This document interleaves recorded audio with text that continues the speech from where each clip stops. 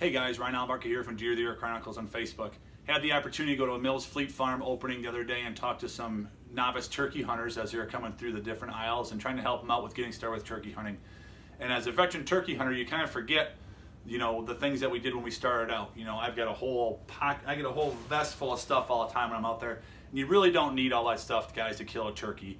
As you get more advanced, just like in anything you do, you're going to start dialing in a little bit more and digging into a little bit more. But there's 4 different types of calls, the 4 basic kind of calls. I'm just going to go over those in order of easiest to play to hardest to play. First one's just your push button call, and basically all you're doing is you just push a button. It's spring loaded. So you got your yelp, and then if you want to get really advanced, you can even do 2 of them and try and do a fighting purr like that. But very, very easy. I mean, literally, you just got to push a button and you're ready to go. Second one's going to be your box call.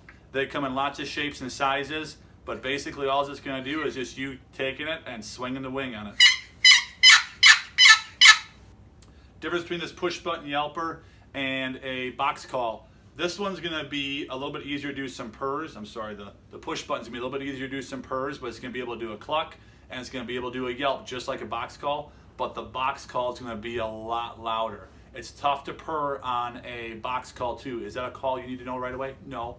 But as you get more advanced, there's something to do, and it's not going to be the easiest thing. I think to do a purr, the toughest instrument is a box call, but it's really loud. I still go back to it on windy days because it's going to carry a long, long ways. Next one's going to be your slate calls, and I have our cookie cutter call right here, which actually has little things on it for a purr, a yelp, and a cluck. Really handy if you're starting out, so you can just go down the way.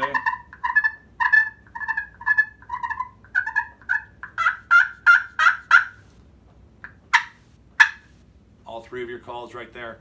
What's nice with it too, guys, is you can take that off then later on and use it as a normal slate call, or put it on one of your favorite slate calls. Maybe your dad passed one down to you or something like that, and you're able to still put the guard over the top of it on any of our calls, and it's going to fit right on it. Slate is very forgiving. It's the easiest of all the different pot calls to play. We also make aluminum ones and glass ones.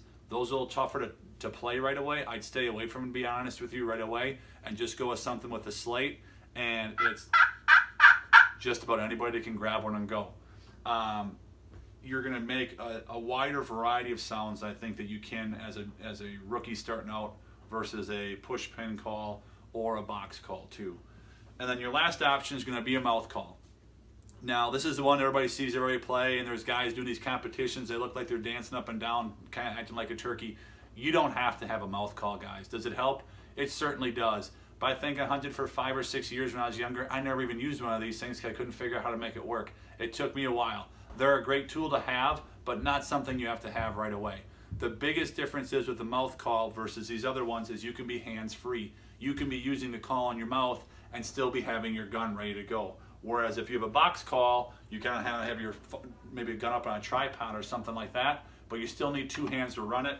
And it's tough to run a slate with 1 hand on your leg. You can do it, but if you notice how quiet that was, it's because you're bearing it against your leg and there's not going to get much vibration or sound coming out. So they all do work, but the mouth call is something I think you guys could graduate towards too after a couple seasons under your belt. Something to play around with. And it's going to help you kill some turkeys, especially when they're close, because they're not going to be able to see you moving because you're going to be able to just use your mouth. But I would start out, if you're starting out, go with the box call, and then our cookie cutter slate call are going to be able to kill 95% of the turkeys in the woods. And as you get a little bit more miles underneath your tires, I think that's when you can kind of start moving up to a mouth call and things like that, and you can start kind of doing them both at the same time. You can run a mouth call and a slate call, things like that. But don't be afraid to get started. You don't need all this gear that you see everybody kind of carrying around with them everywhere they go. You just get yourself a box call and a slate call, and you're going to kill a lot of turkeys. Good luck out there.